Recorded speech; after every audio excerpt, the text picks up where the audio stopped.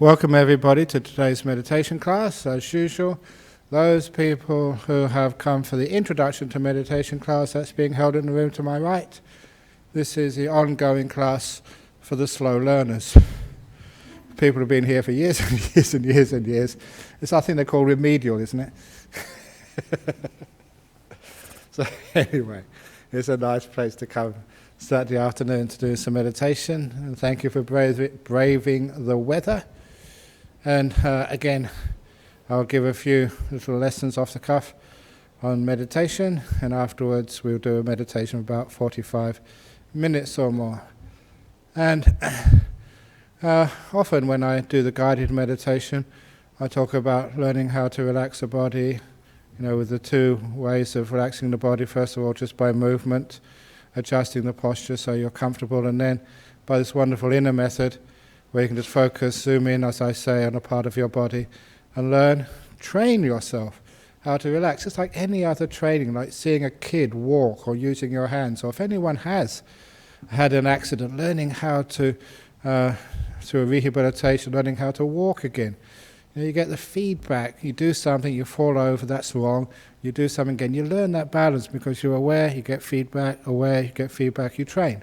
Or like doing a sport, or learning how to play a piano or something. So it's the same whole process. The awareness of a particular task, not being distracted with something else, keeps you on the subject. You learn how to relax your body. And it's got this extra benefit that you become healthy and relaxed.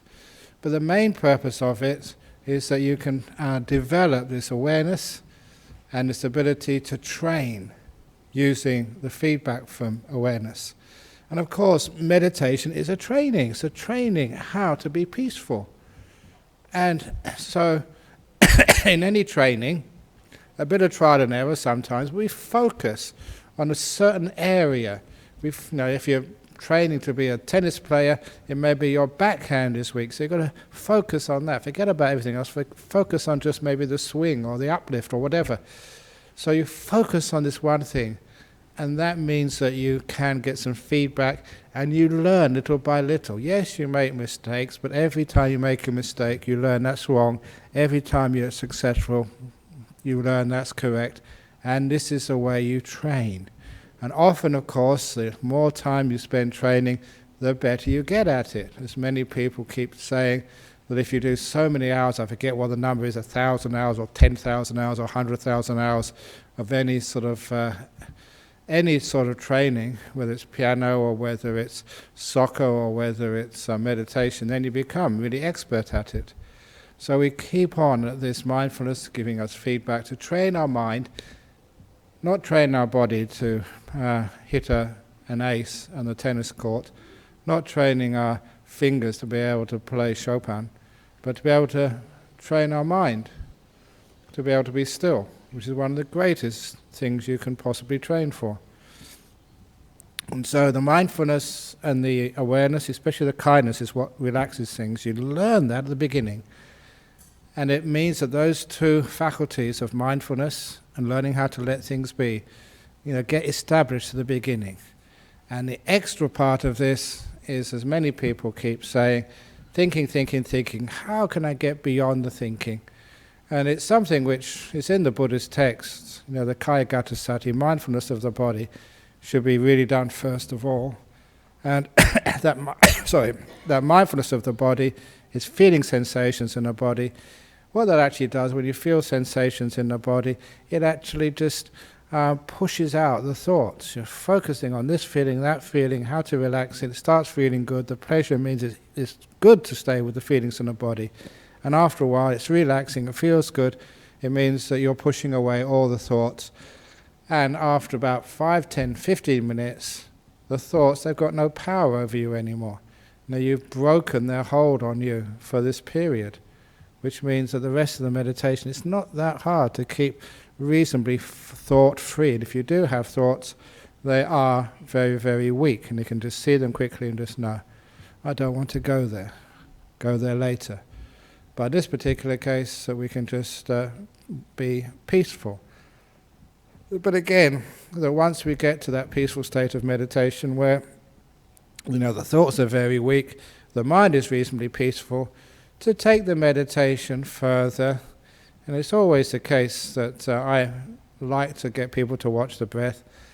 And it's not just I like people to watch the breath because that's a preference in me, it's what the Buddha kept on teaching, and it's also what happens naturally. The breath comes up because it's moving. And so we do focus on the breath, and to get people used to the breath, again I introduced types of mantras. There's all types of mantras which we've been experimenting with to help you become aware of the breath, basically to make it interesting. Instead of just watch the breath go in, go out, you soon sort of either fall asleep or go wandering into some thought land. Instead of actually wandering or falling asleep, to make the breath interesting, you can actually do these little mantras with the breath. In Thailand, they always used to do Buddho, Buddho with the breath, but that never worked over here. So I tried some new mantras. The next type of mantra, which those of you who've been here a long time, I did the breathing in, think to yourself, shut, breathing out, up, shut, up, which I thought should be very useful, but too many people laughed and never take it seriously. So I put that one aside.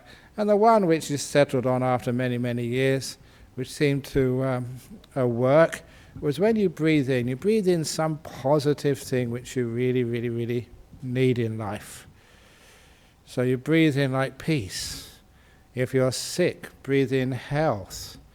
If you're really weak and tired, breathe in energy. And when you do this, you don't just say it, breathing in energy. You actually imagine, you visualize, you feel. Not just a word. Word doesn't have enough power unless you really feel that word. What does energy mean? And you really get your head into this, what energy is. And you breathe it in with every in-breath. And with the out-breath, with the out-breath, I said that when I came in here, it reminded me of all those meditations you did on the top of the mountains, in the middle of the wilderness, in the snow-covered peaks, where the wind would howl and whistle.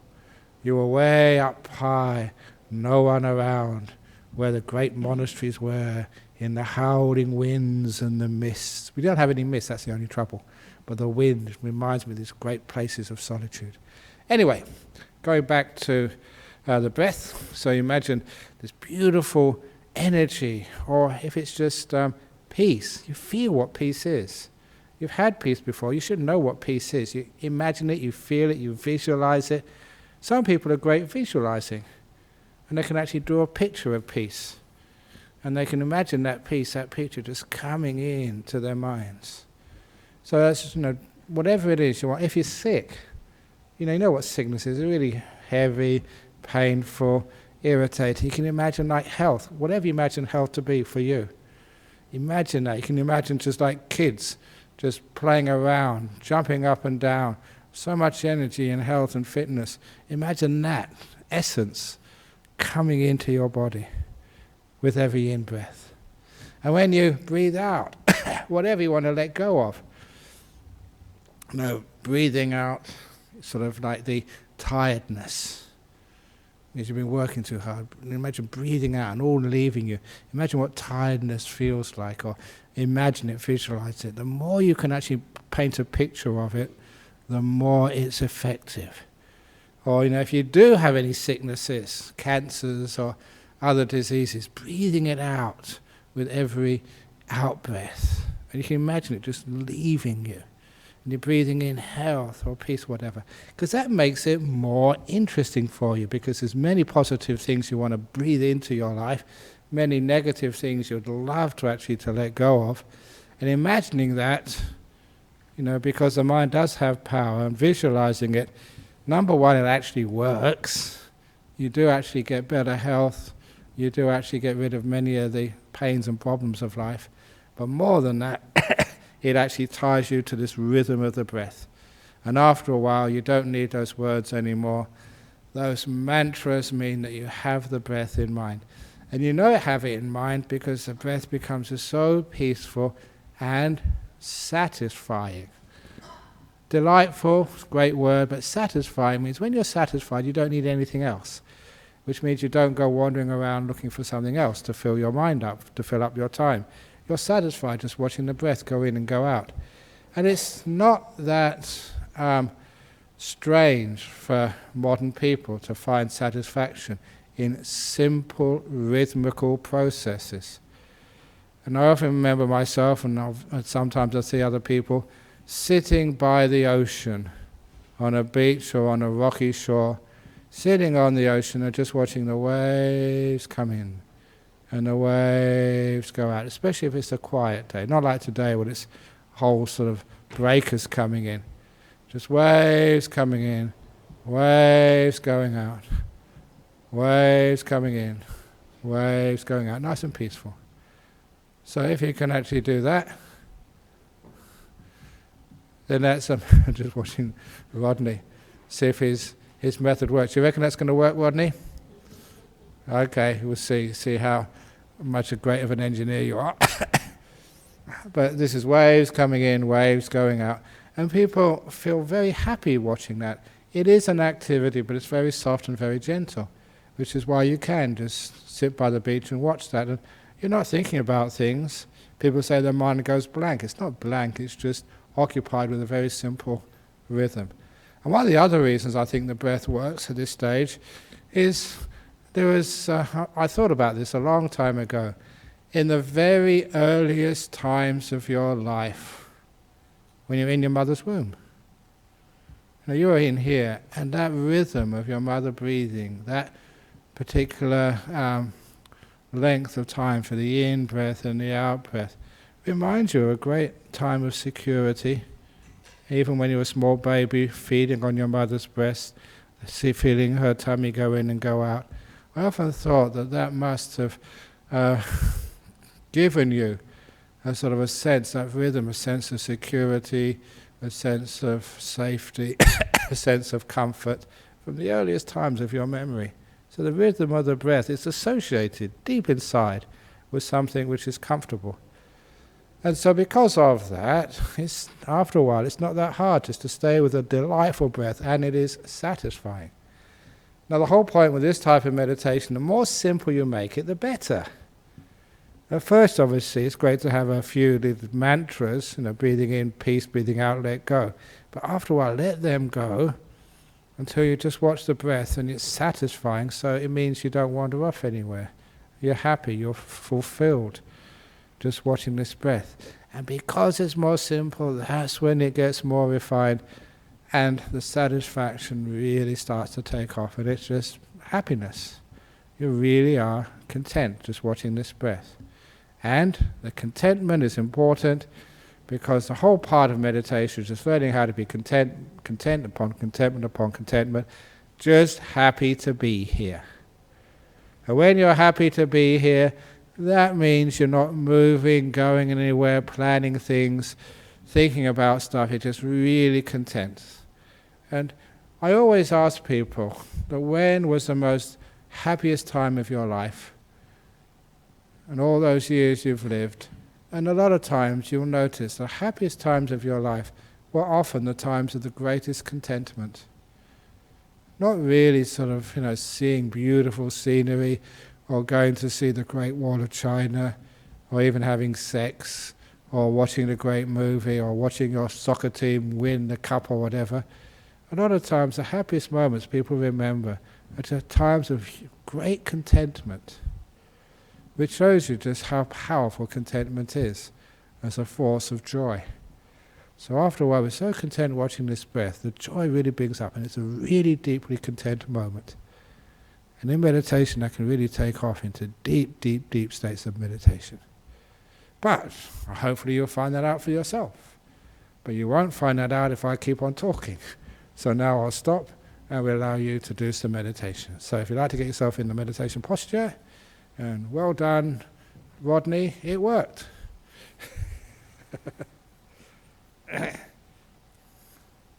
Until somebody tries to get in.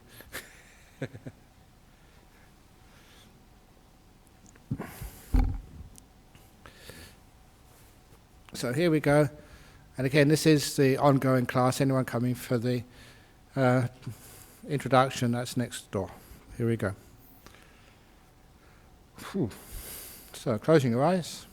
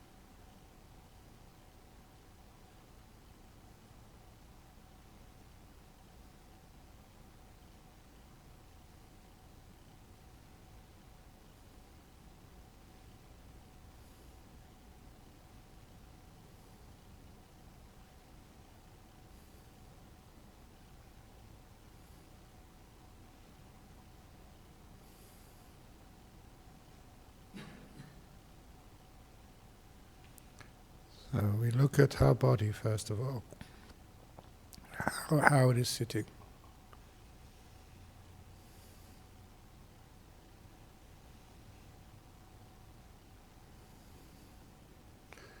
And if we want to adjust our posture, we do so. We feel our legs, and we ask, can they be adjusted so they can be more comfortable, of a comfort that can be sustained for 45 minutes. It's very different than just 5 minutes of comfort. You want this to last. So find a really good posture.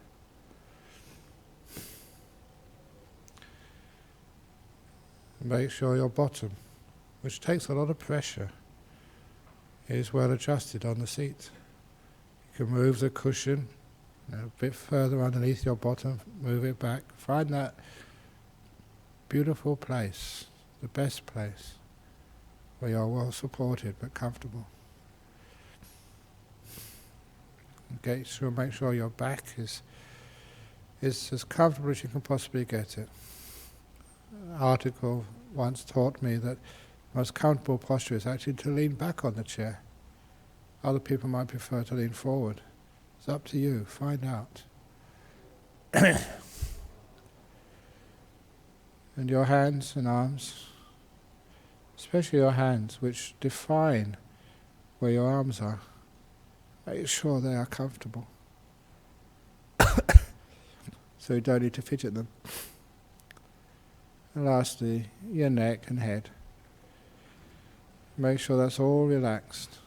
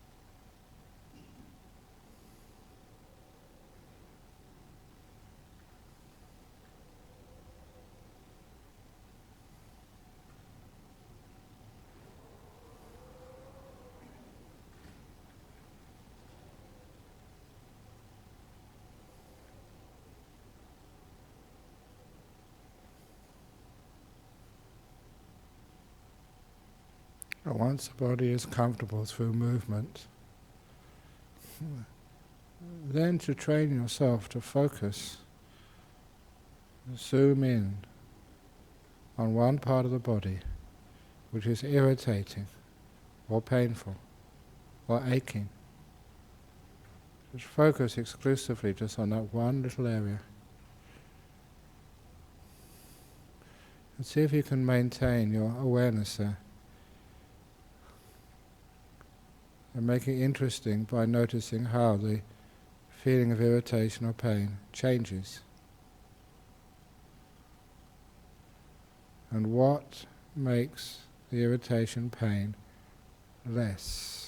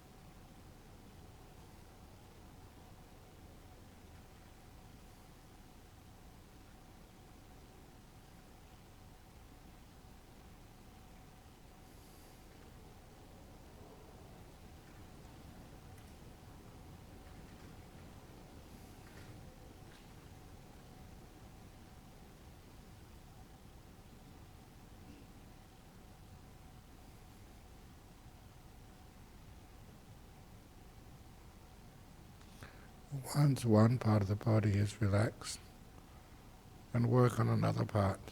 Because this is relaxing and easing the tensions and strains in the body, taking off the pressure, and also is developing the strength of your awareness and your skill in letting things be, which is the cause of things to relax.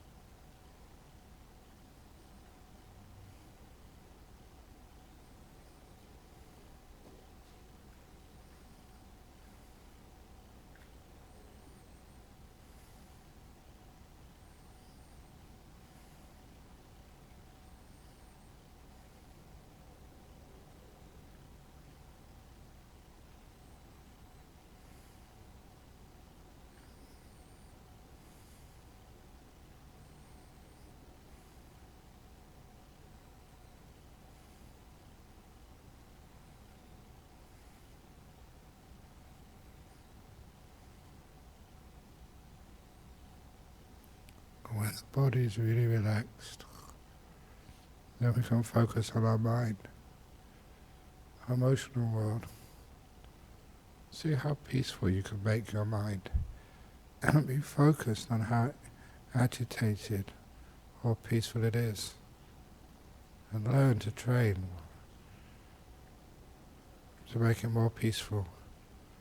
We are understanding the attitude of mind which calms the emotional world down. Letting be, being kind, opening the door of your heart.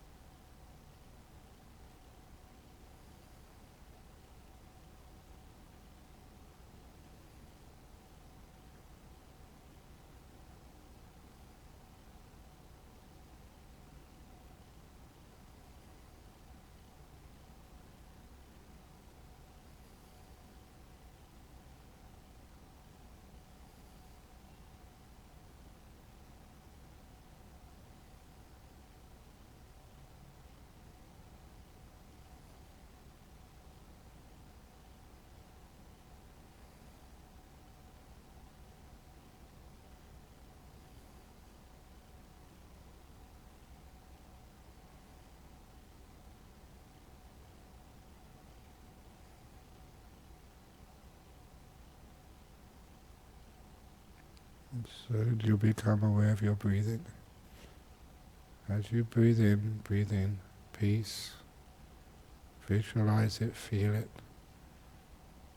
Breathe out, let go. And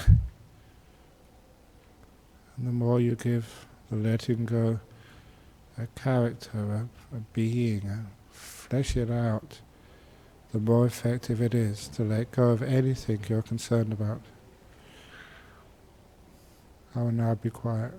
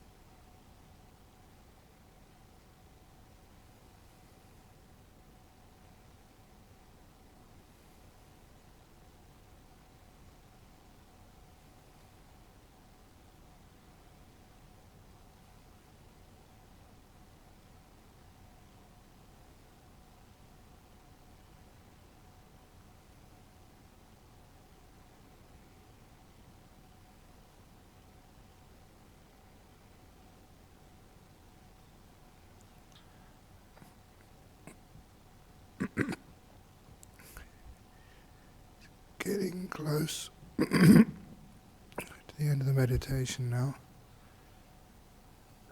Just know how you feel. Know why.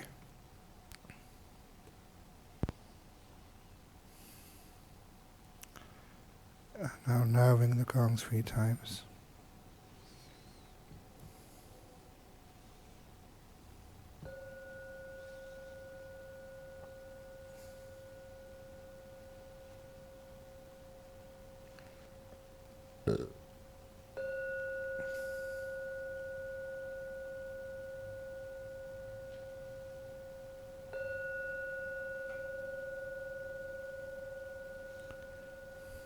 Very good.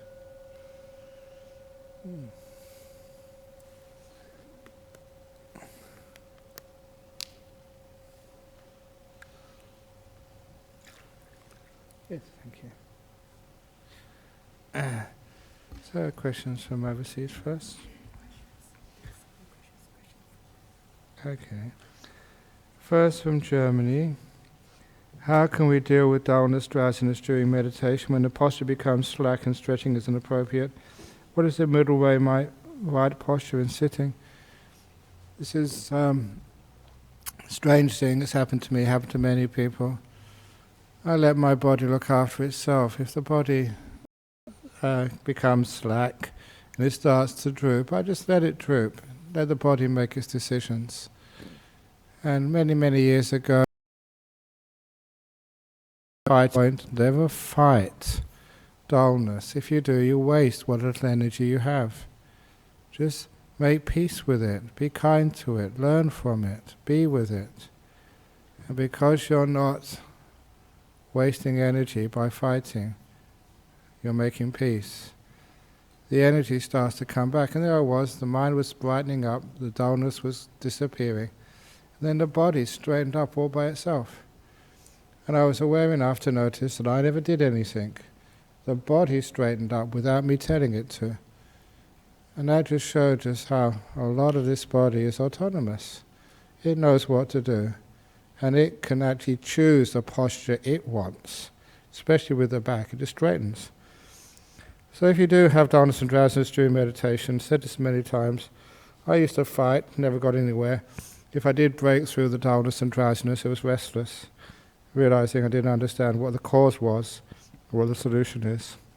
Just be still. Accept, don't fight, be kind. Open the door of your heart to the dullness.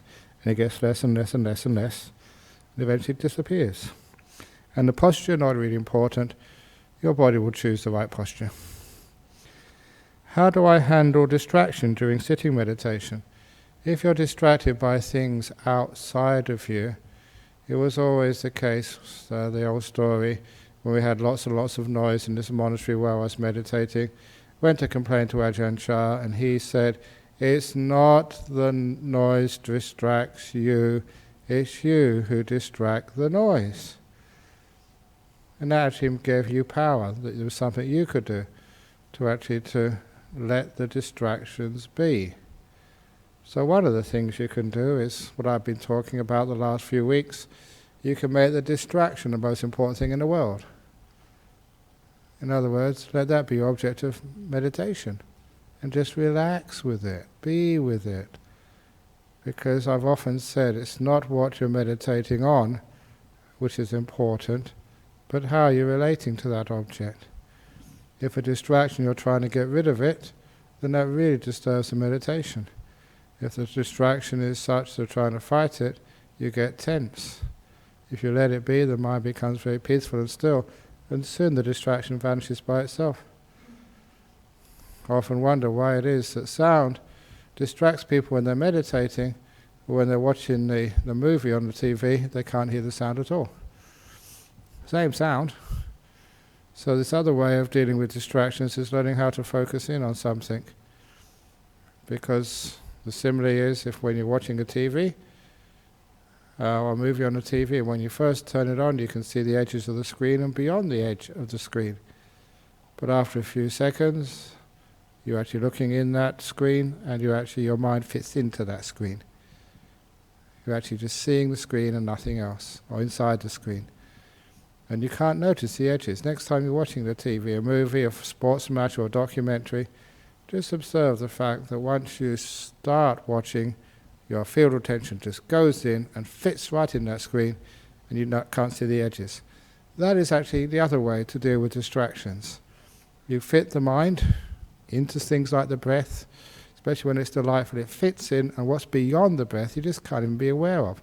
Even if it might be distracting at normal times, you can't distract it. So focus in is one way, and the other way is just let the distractions be. Let them be your object of meditation. Be with them.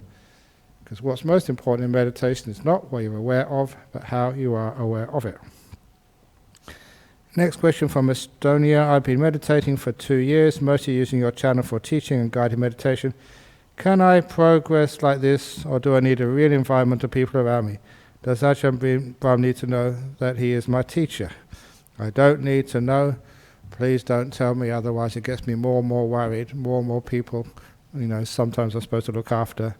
But no, in Estonia, just actually listen to these guided meditations is more than enough. Cyber teachers.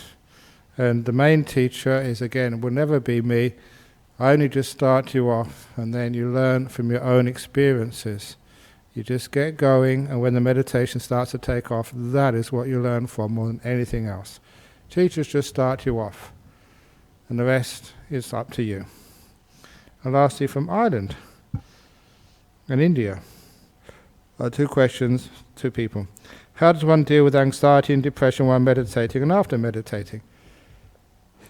Anxiety while meditating, it's very unlikely you get anxiety while you are meditating.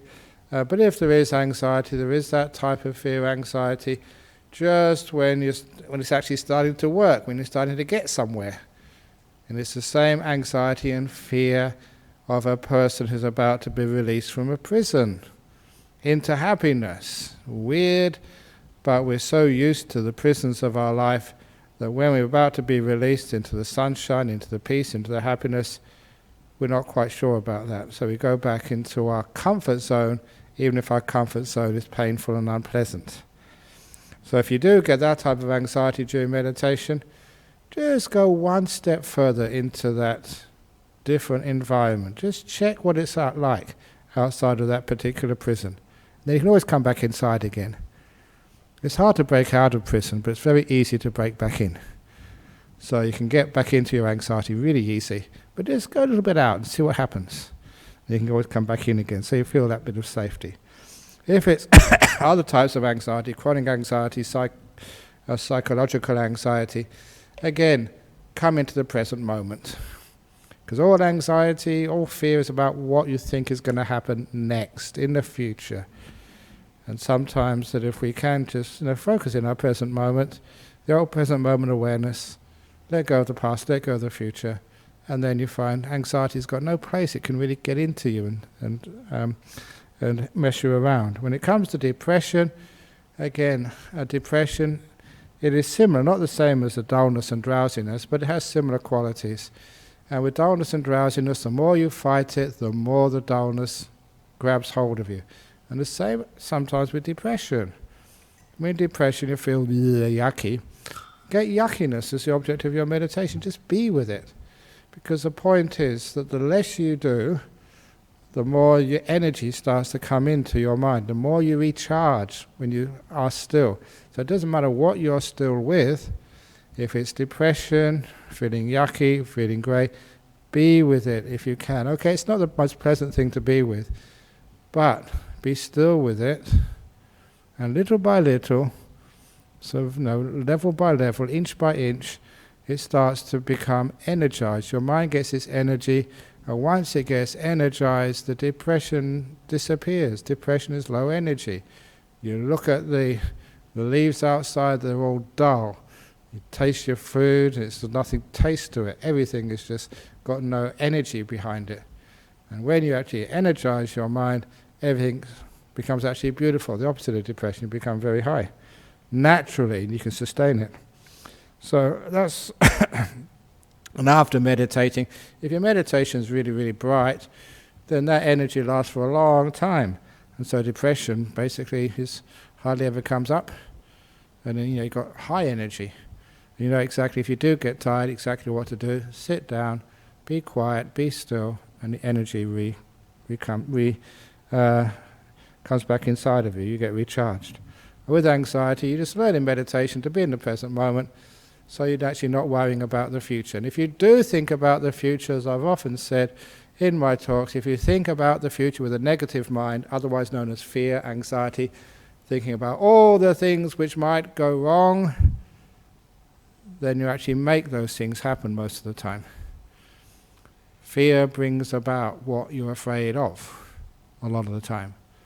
You create it. The thing you're most afraid of actually happens to you when you cultivate that fear. When you cultivate the opposite, which is hope, looking on the future with a positive mind, or the good things which might happen, then it's more likely the positive things will happen. Story which I've been saying the last month because somebody told me about this from the Cancer Support Association. One lady 25 years ago when I first went there, she had cancer, was in remission, everything was fine, but she was a case because she always was worried. She was so anxious. What would happen if the cancer came back? She'd been through very difficult treatment, very, very unpleasant, very scary, about to die, but she got through it and she recovered. But she was left with this fear. I don't think I want to do this again. And what would happen if it did come back? And all their counselors and psychologists couldn't help them, and I came along, just said a very simple story with a simple punchline. What would happen if it didn't?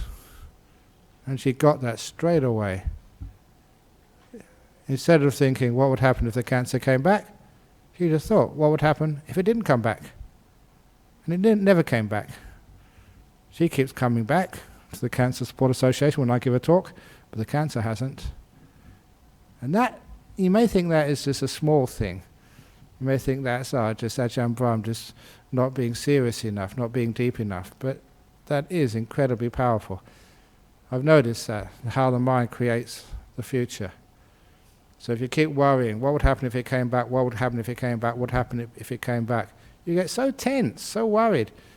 You're making the possibility of cancer coming back, you increase the probabilities, because it gives you tension, unhappiness, stress. But just thinking, what would happen if it didn't come back, relaxes you, you're open, good energy, good immune system, chances are it doesn't come back. You're increasing the possibility, or the probability, of being healthy when you think in the future with a positive mind. So that's actually how one deals with anxiety after meditation as well. By remembering what anxiety is, what would happen if something bad happens. It said, what would happen if something good happens? That's the way to overcome it. Simple, but highly effective. Okay, any questions from people here? Questions are free. You don't have to email a question in, because some years ago I got a question, they said they're from South Africa, but actually it was somebody sitting over there. And they say, we never get a chance to answer a question here, or get the questions from overseas. They really want to ask a question. So while I was answering someone else's question, they were getting into their smartphone, and they were asking a question and sort of pretending they're from South Africa or somewhere. So I get answered. So you don't need to do that. Just put your hand up. Okie dokie. So let's finish off now. We'll just pay respects, Buddha Dhamma Sangha, and then we'll finish. Just one moment. Just bow first of all.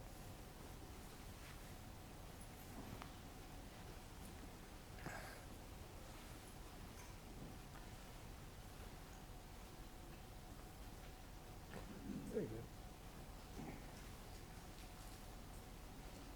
good. Okay, Buddha. Oops, bang.